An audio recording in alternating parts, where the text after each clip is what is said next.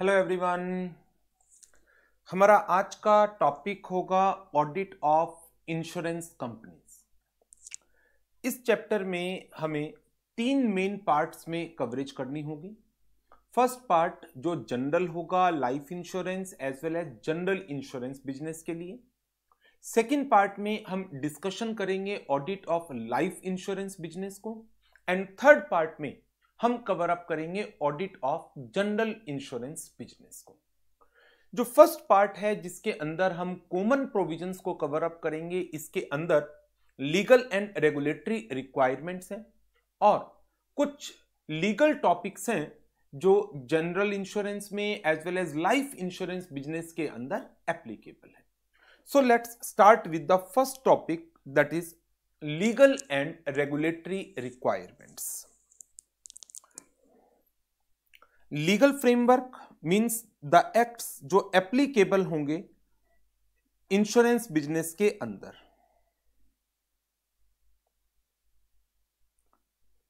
Number 1 insurance act 1938 जो इसका principal act है।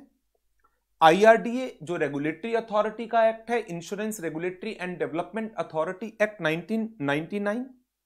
डिफरेंट IRDA की रेगुलेशंस, कंपनीज एक्ट 2013, IRDA की investment regulations 2013 and IRDAI preparation of financial statements and auditor reports regulations 2000। 4 marks का question आ सकता है, what are the various acts and regulations that govern the insurance business, but chances comparatively कम है। There after regulatory requirements की बात करते हैं। इंश्योरेंस बिजनेस में कौन कौन सी रेगुलेटरी रिक्वायरमेंट्स हैं जो इंश्योरेंस एक्ट के प्रोविजंस हैं, रेगुलेशंस के मेन प्रोविजंस हैं जिनका ऑडिट के अंदर हमें फोकस रखना है, ऑडिट में जिनका हमें मेन ध्यान रखना है। First one, requirement as to the capital. Minimum paid up equity share capital of an Indian insurance company carrying on insurance business should be 100 crore rupees and this is the minimum paid up equity share capital excluding preliminary expenses.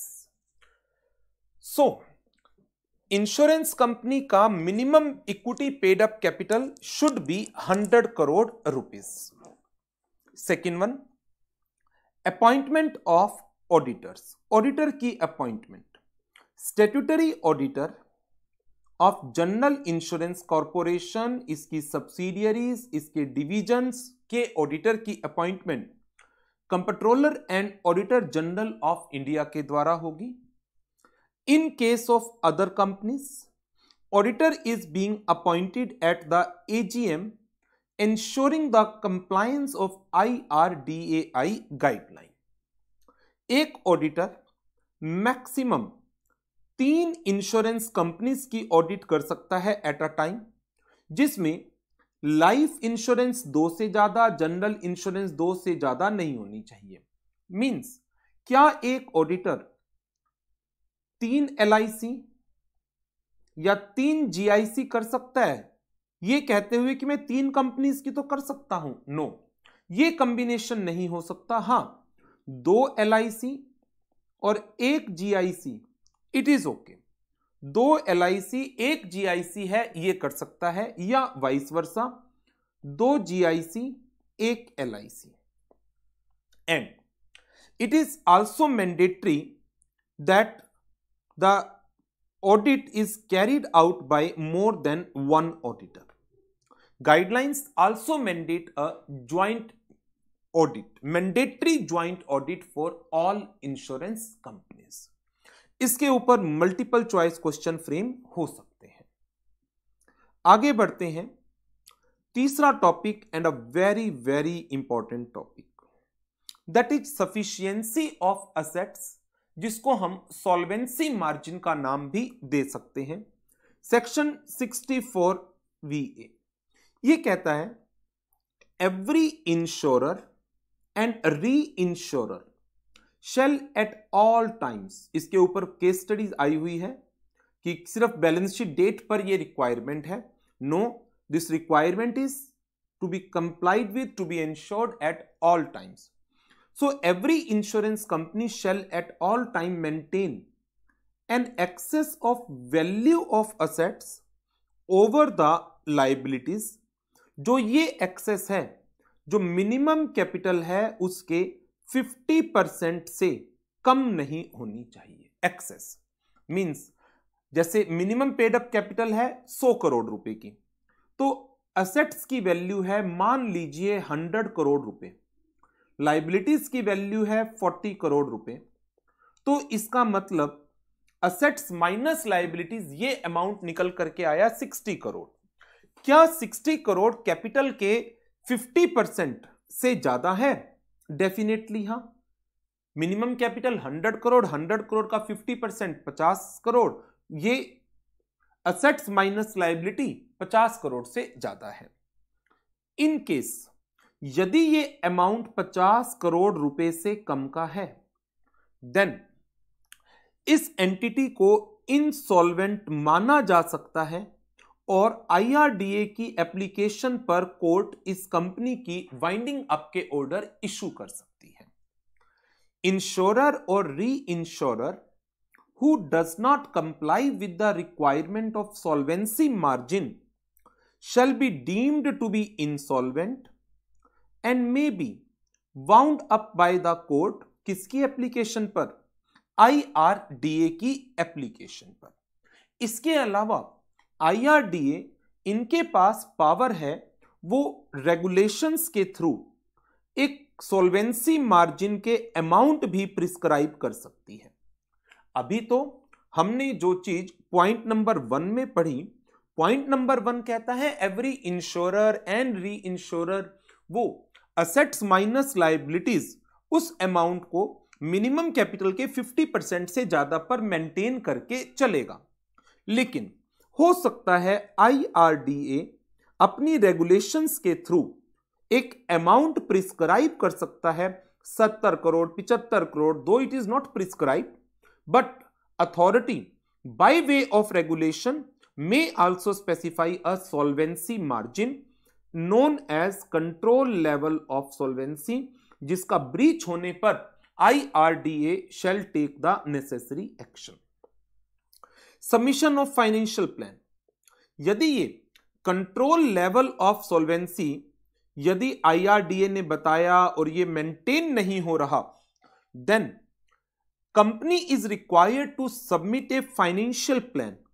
बताएंगे कि वो कैसे इन solvency margin की deficiency को कितने period के अंदर कंप्लीट कराएंगे।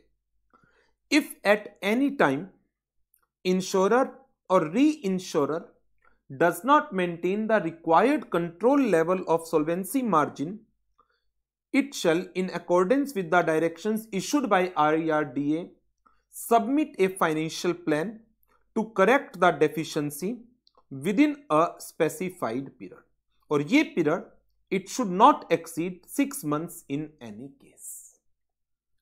मॉडिफिकेशन, यदि अथॉरिटी को लगता है कि जो फाइनेंशियल प्लान इंश्योरर ने या री इंश्योरर ने सबमिट कराया है that seems inadequate, then it shall propose modifications to the plan and give directions, including the directions in regard to transacting new business, appointment of an administrator or both।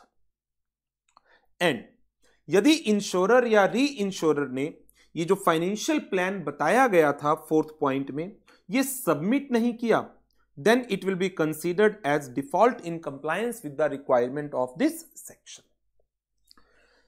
इसके बाद फिर आता है topic Inception of risk, section 64VB। ये कहता है कोई भी इंश्योरेंस कंपनी इंडिया में रिस्क एज्यूम नहीं करेगी जब तक जो प्रीमियम इस बिजनेस का मिलना चाहिए था वो प्रीमियम या तो रिसीव हो गया या उसकी पेमेंट की गारंटी दी है, उस पर इस पे गारंटी दी गई है bye such person, generally bankers होते हैं वो, in such manner and within such time as may be prescribed or unless or until deposit of such amount as may be prescribed is made in advance। So section 64 वीबी के अंदर जो provision आया वो है Inception of risk का। हमारे पास दो section आ गई है, एक सेक्शन 64 वीए जो सॉल्वेंसी मार्जिन की बात करता है और दूसरा सेक्शन 64 वीबी जो इंसेप्शन ऑफ रिस्क की बात करता है।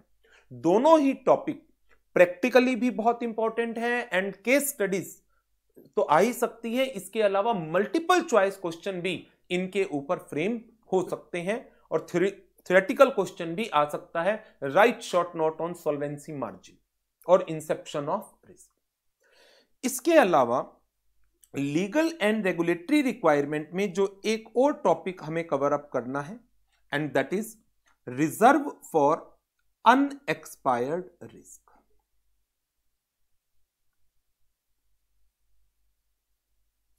IRDA general insurance claim reserving regulations 2013 it requires creation of a minimum amount of unexpired risk reserve। और अनएक्सपायर्ड रिस्क रिजर्व किस रेफरेंस में होता है? जैसे यदि हम किसी इंश्योरेंस पॉलिसी की बात करें एक पर्टिकुलर फाइनेंशियल ईयर में, यदि पॉलिसी 1 अप्रैल बिगिनिंग में ही ले ली गई तो इस पॉलिसी ये इसी ईयर में खत्म हो जाएगी। But if the policy is taken at any time during the year तो ये पॉलिसी एक्सटेंड होगी, एक्सपायर होगी अगले फाइनेंशियल ईयर के किसी पार्ट में।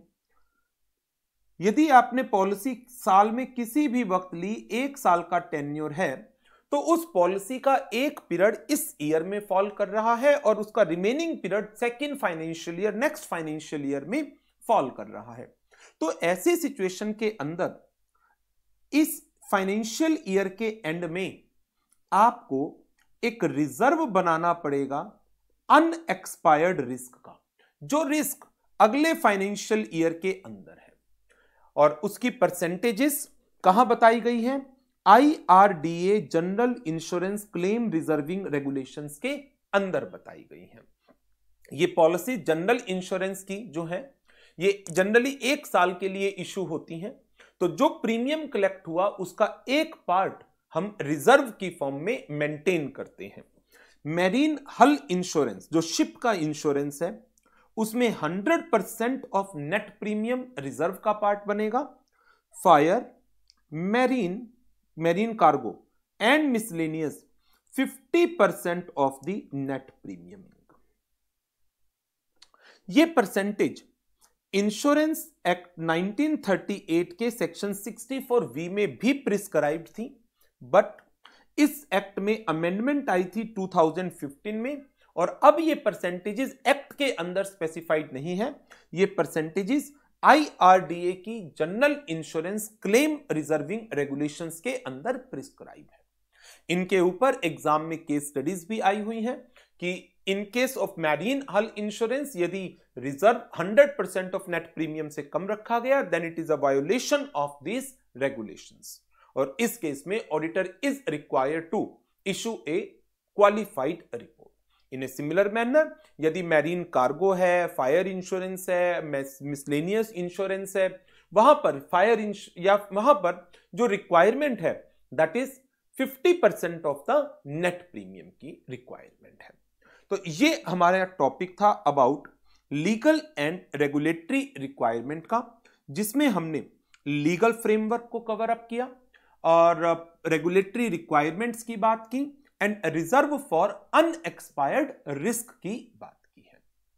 अब इसके बाद जो टॉपिक हमें कवर अप करना है उसमें एक लाइफ इंश्योरेंस बिजनेस आ जाएगा और दूसरा जनरल इंश्योरेंस बिजनेस आ जाएगा। फर्स्ट हम बात करते हैं लाइफ इंश्योरेंस बिजनेस की।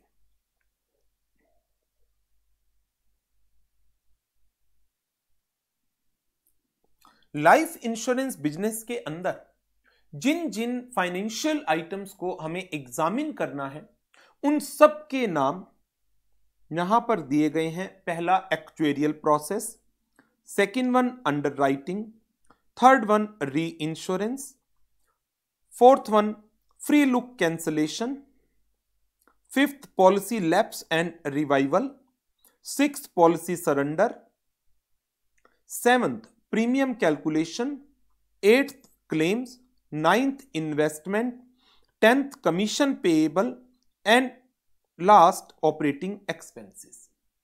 ये फाइनेंशियल आइटम्स हैं जिनको हमें वेरीफाई करना है। इन सभी फाइनेंशियल आइटम्स के इस सेकंड कॉलम के अंदर कॉन्सेप्ट दिया गया है एंड लास्ट कॉलम के अंदर इनमें ऑडिटर का रोल क्या रहने वाला है उसकी डिस्कशन की गई है। स्टार्ट करते हैं पहले टॉपिक के साथ।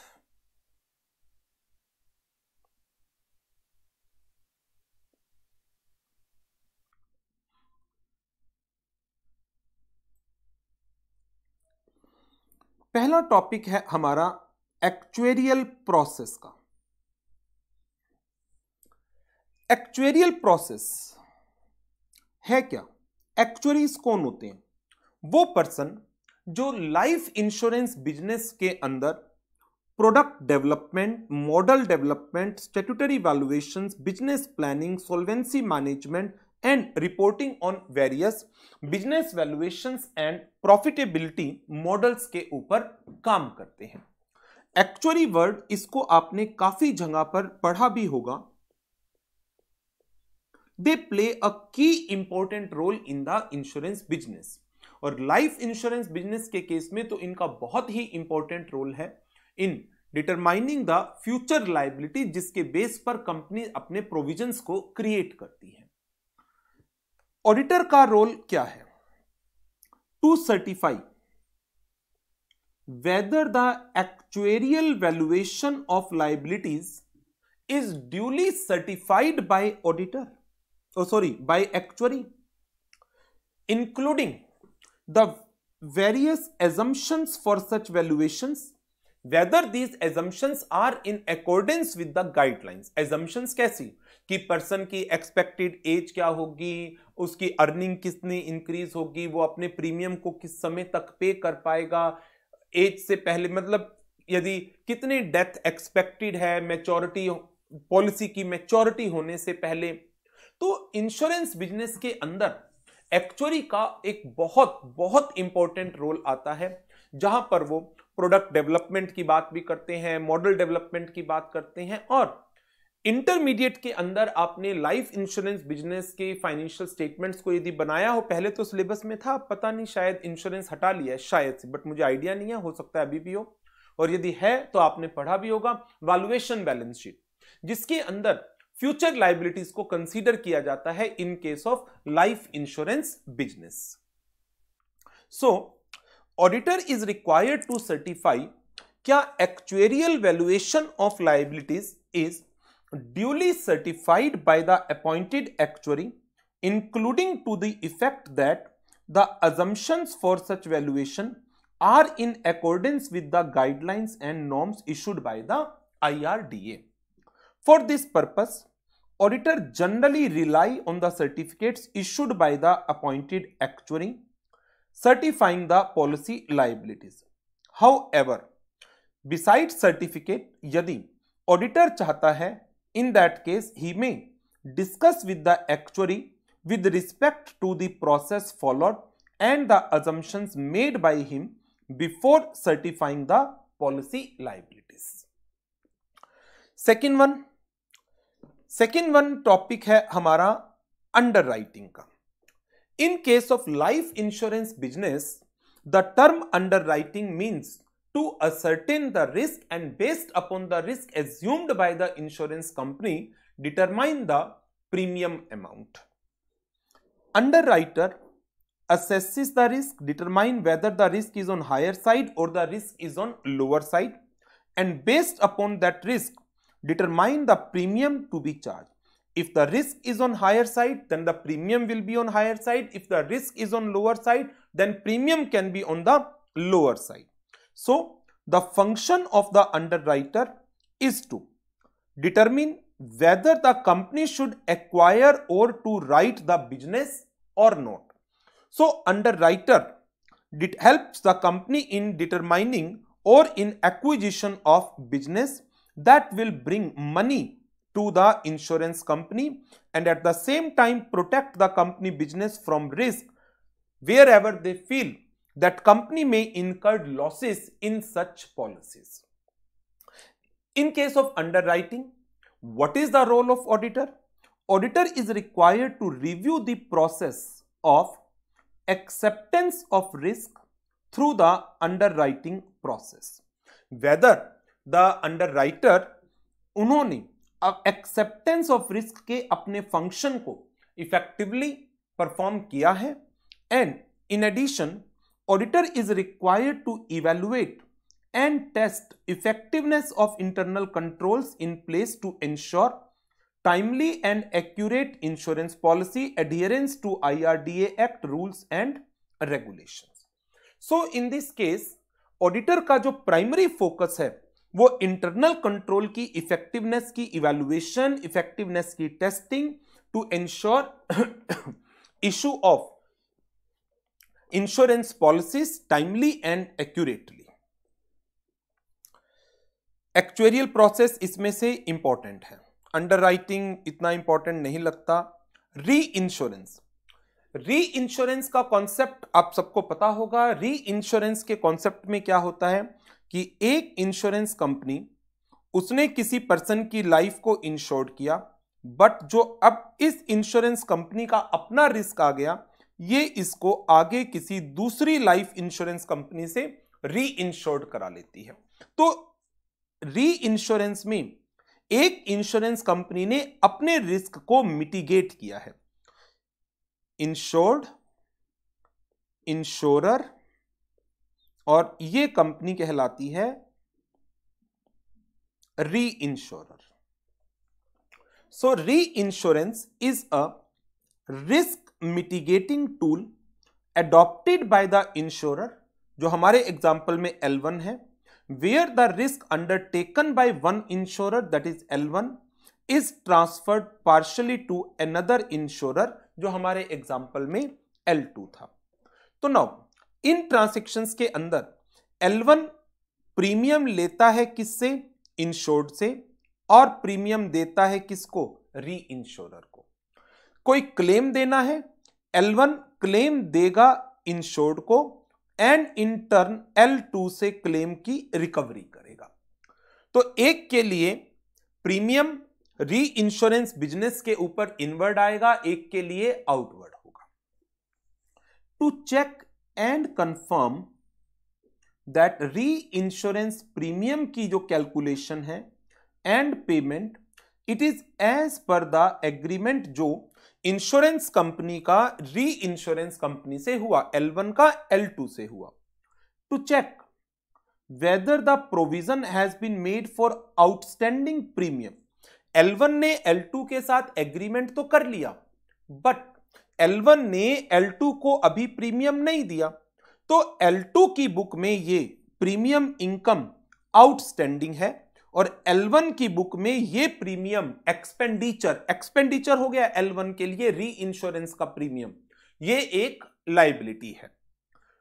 तो आपको चेक करना है जितना भी आउटस्टैंडिंग प्रीमियम है that is appropriately accounted for in the books of account.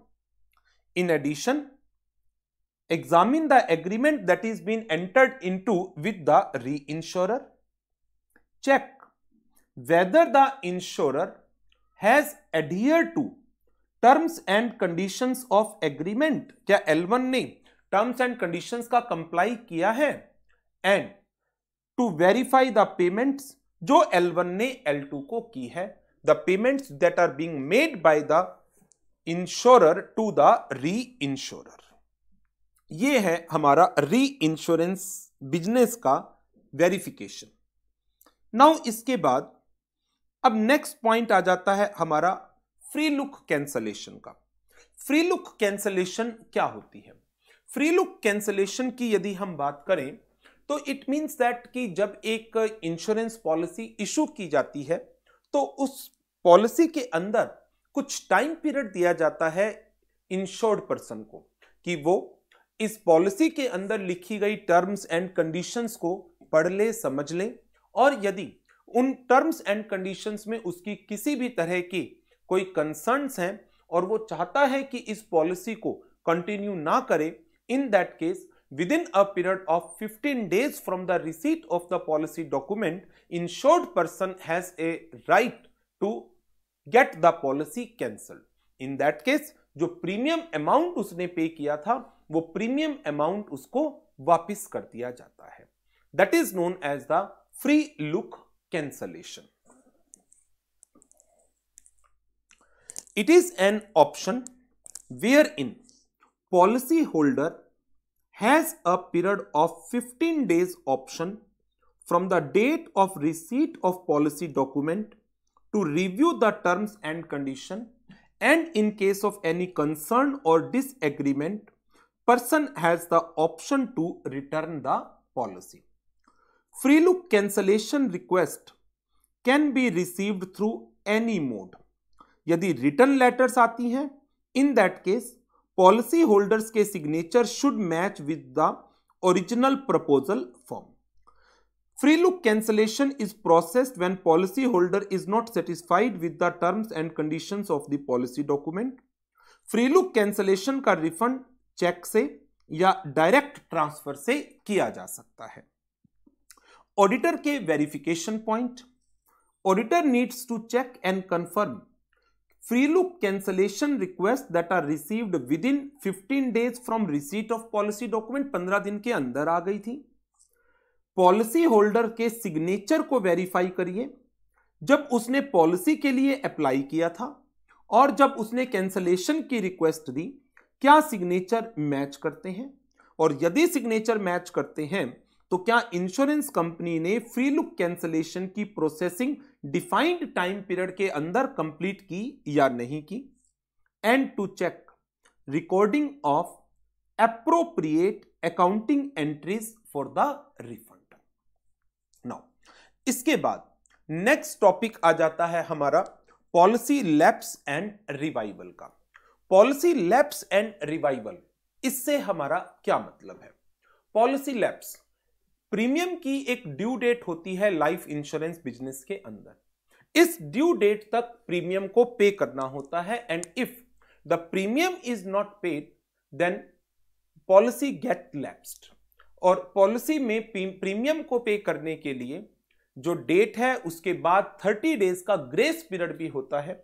And in case यदि ग्रेस पीरियड के अंदर भी प्रीमियम नहीं पे किया गया, पॉलिसी लैप्स्ड हो जाती है. और पॉलिसी के अंदर जो बेनिफिट दिए जाते हैं, बेनिफिट किस तरह का कि यदि इंश्योर्ड पर्सन की डेथ हो जाती है तो उसके नॉमिनी को एक sum assured along with the bonus पे किया जाता है.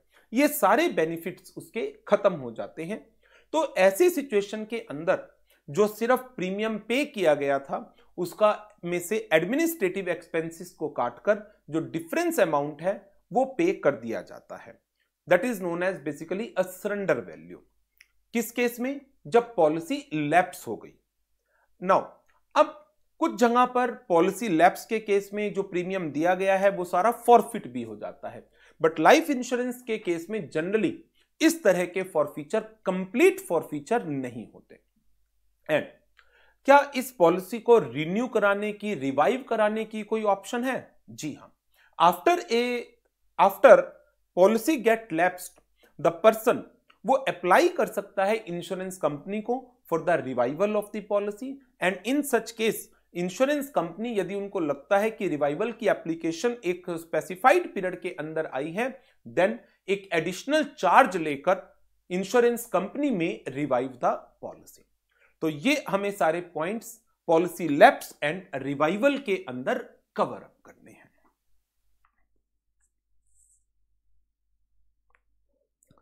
Discontinuation of policy owing to non-payment of premium dues is known as lapse. A lapsed policy ceases to provide insurance protection to the insured. Terms and conditions of the policy stipulate that where the premium is not paid within the grace period, the policy lapses but may be revived during the lifetime of the life assured. As a auditor हमें check करना है that due dates are recorded and being monitored properly. और जिन policies पर renewal का premium नहीं आया है उन पॉलिसीज पर मार्क डाल दिया गया है lapsed, policy lapsed. Revival request के केस में check whether adequate checks are in place for receipt of outstanding amount and adequate documents are obtained before reviving the policy। General points हैं सारे। यदि आप में से किसी ने इंश्योरेंस पॉलिसीज ले रखी हो या आपके पेरेंट्स ने ले रखी हो तो आप इन चीजों को जो पॉलिसी डॉक्यूमेंट है उसके अंदर पढ़ भी सकते हैं।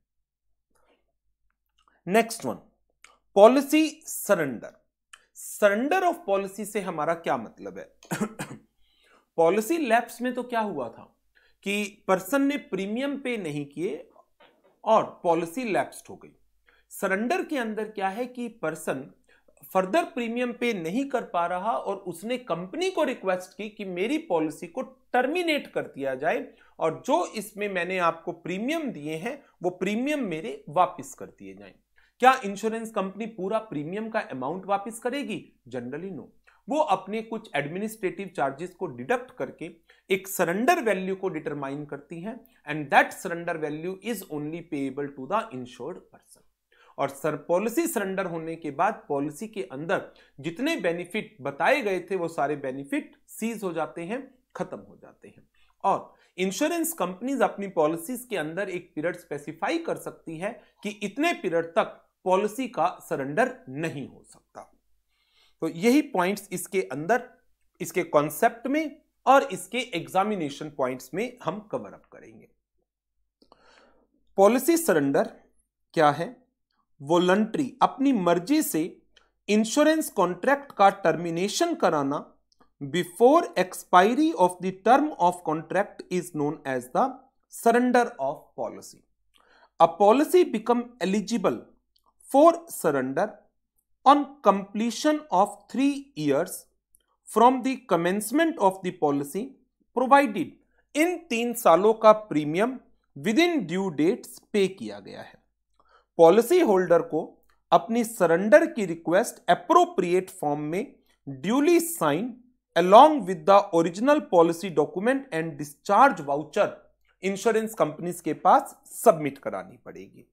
नाउ अब एज ए ऑडिटर हमारे क्या चेक पॉइंट्स हैं? We need to check and confirm कि सरेंडर की जो रिक्वेस्ट है वो सिर्फ और सिर्फ किससे रिसीव्ड हुई है? Only from the policy holder.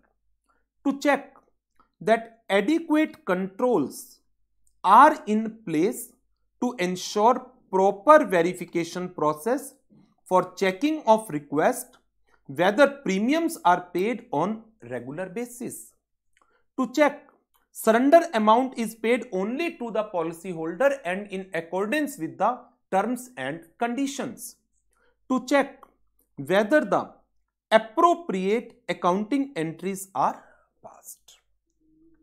तो ये हमारे पॉइंट्स थे in relation to policy surrender और ये पॉइंट्स थे हमारे सारे के सारे लाइफ इंश्योरेंस बिजनेस के चार्ट के पार्ट नंबर 1 में। इसी का पार्ट नंबर 2, इसके अंदर भी कुछ एलिमेंट्स कवर अप किए गए हैं जिसमें premium collection, claims, commission, investment and operating expenses, इनकी हम डिस्कशन करेंगे।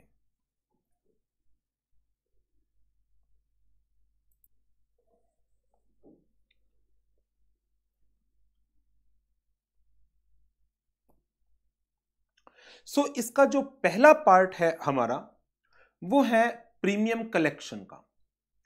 प्रीमियम क्या है? Consideration for insurance business. 2 तरह का प्रीमियम है। एक, जब आप फर्स्ट टाइम पॉलिसी इशू करते हैं वो न्यू पॉलिसी का premium, and this premium is payable every year, जिसको हम रिन्यूअल प्रीमियम का नाम देते हैं। इसी तरह से प्रीमियम डायरेक्ट बिजनेस का and reinsurance business accepted का। री इंश्योरेंस जो आपने दिया है आगे, री इंश्योरेंस आउटवर्ड, उसका प्रीमियम आपका एक्सपेंडिचर होता है। So what is premium? पहले तो इसका कॉन्सेप्ट है, premium refers to the consideration received by the insurance company from the policy holder. Income can be recognized as new business premium, that is the premium received for the first policy year, renewal premium for subsequent policy years,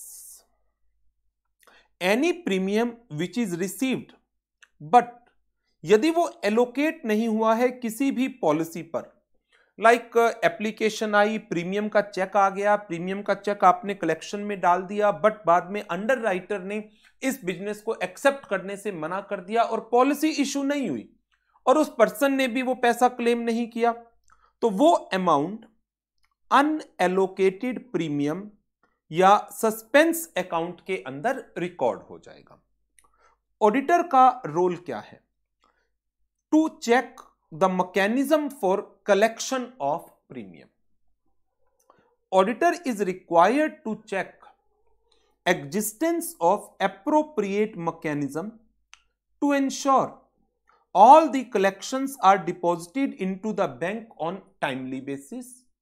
To check क्या daily reconciliation process exist करता है in a relation to amount collected, amount being recorded into the system and the amount deposited into the bank. Number 2, calculation of premium. Auditor needs to examine whether the systems do appropriate calculation of premium amount and determine the appropriate due dates. Check system is equipped to calculate all type of premium modes correctly. अब all type of premium mode से हमारा क्या मतलब है? Monthly premium, quarterly premium, half yearly, yearly. Recognition of income. Premium should be recognised as income only on the basis of issued policies and for that purpose एक appropriate mechanism must exist to reconcile the items on daily basis. Accounting of advance premium. To check whether the system has the capability to identify regular and advance premium. Regular premium जहां due हो चुकी थी policy के अंदर premium, advance अभी due date नहीं आई. And when जब advance premium received हुआ, एक एप्रोप्रिएट प्रोसेस सिस्टम एग्जिस्ट होना चाहिए कि जैसे ही ड्यू डेट आए ये एडवांस प्रीमियम एडजस्ट हो जाए on the due dates. So premium सबसे बेसिक आइटम है इंश्योरेंस बिजनेस की. जनरल पॉइंट्स इसके अंदर कवर अप होते हैं. देयर आफ्टर फिर बात करते हैं क्लेम्स की. लाइफ इंश्योरेंस कंपनी के अंदर जो सबसे बड़ा एक्सपेंडिचर है वो है क्लेम्स का. और लाइफ इंश्योरेंस बिजनेस में क्लेम्स कब अराइज होंगे? क्लेम्स अराइज्ड व्हेन जो रिस्क है इंश्योरेंस पॉलिसीज का that happens means on the death of the insured person. तो इंश्योर्ड पर्सन की डेथ पर insurance company is required to pay the sum assured along with other policy benefits to the nominee of the person. However, यदि insured person survive करता है till the maturity of the policy, then sum assured along with other policy benefits are being given to the policy holder. तो ये सब एक maturity claim में या death claim के कैटेगरी के अंदर आता है. तो as a auditor we needs to examine कि क्लेम्स को पे करने का पूरा सिस्टम, प्रोसीजर्स क्या है, क्लेम फॉर्म्स को अप्रोप्रिएट रिकॉर्ड किया जाता है, प्रॉपर तरीके से उनकी अकाउंटिंग की जाती है. इस सिस्टम को सारे को समझने की जरूरत है. And thereafter auditor is required to verify whether the claims is being appropriately recorded क्या क्लेम एप्रोप्रिएटली कैलकुलेट हुआ था, क्लेम को एप्रोप्रिएट पर्सन ने अथोराइज किया है, और इसके जो डॉक्यूमेंट है लाइक डिस्चार्ज नोट कि पॉलिसी के अंदर जो लायबिलिटी थी वो डिस्चार्ज हो चुकी है और पॉलिसी होल्डर या उसके नॉमिनी ने एज द केस में भी डिस्चार्ज नोट साइन करके इंश्योरेंस कंपनी को दिया है। तो ये सब चीजें हैं जो क्लेम के रेफरेंस में ऑडिटर को पता होनी चाहिए। प्राइमरी ऑब्जेक्टिव, पहले हम कॉन्सेप्ट की बात कर रहे हैं। Primary objective of audit of life insurance company is checking of accuracy of processing and accounting of claims with focus on the following area: claim lodgement and processing। Claim launch करने का process क्या है, how the claims can be launched, and when the claims intimation is being received by the company, how the claims are being processed, authority for approval of claims, review of payouts and disbursements, compliance to statutory requirements and IRDA regulations, review of reinsurance claims, review of reporting of claims। अब auditor को करना क्या क्या है, auditor का क्या role आ जाता है। First one, auditor is required to review the policy document to ensure that it prescribes documentary evidence that are needed to support a claim। documentary evidence क्या क्या है, जनरली लाइफ इंश्योरेंस के case में death certificate की requirement होती है। ensure that a register of claim is being maintained in which every claim is entered along with the details। In case of any rejection of claim, review the reasons for rejection, ensure complete recording of all claims in the register, ensure that जो claim intimate किए गए हैं but अभी settle नहीं हुए, पे नहीं हुए, बैलेंस शीट डेट पर उनके अगेंस्ट एप्रोप्रिएट प्रोविजंस बनाए गए हैं।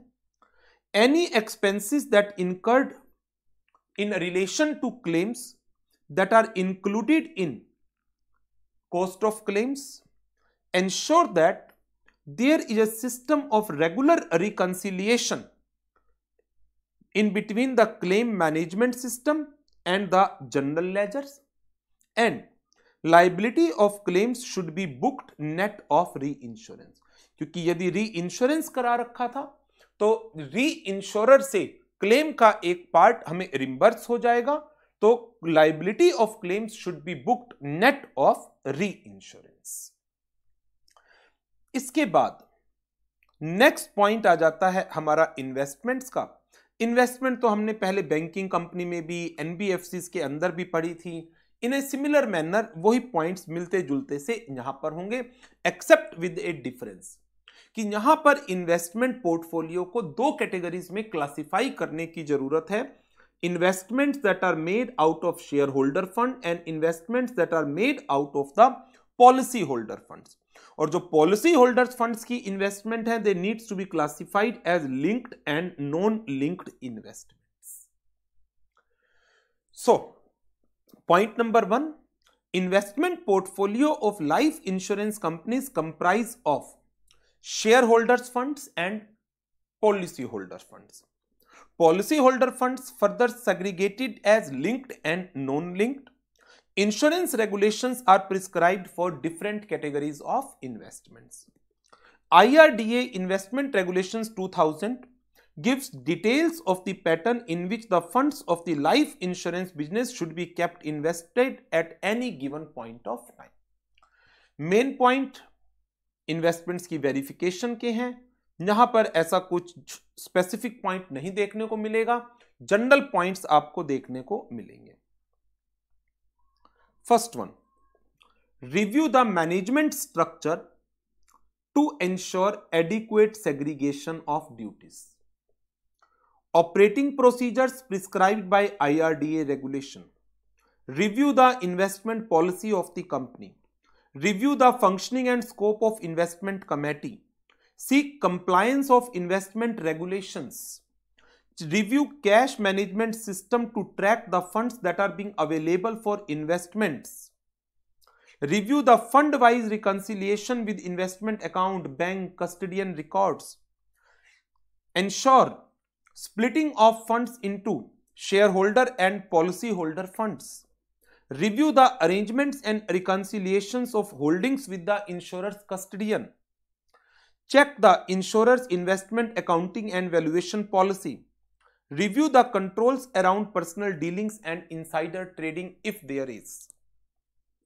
जो यहां पर ये जो पॉइंट्स हमने कवर अप किए ये बेसिक बड़े जनरल पॉइंट्स हैं जिनको आपको लर्न करना है। 4 नंबर का क्वेश्चन आ गया तो आपको ये सारे पॉइंट्स अपने आंसर में लिखने होंगे।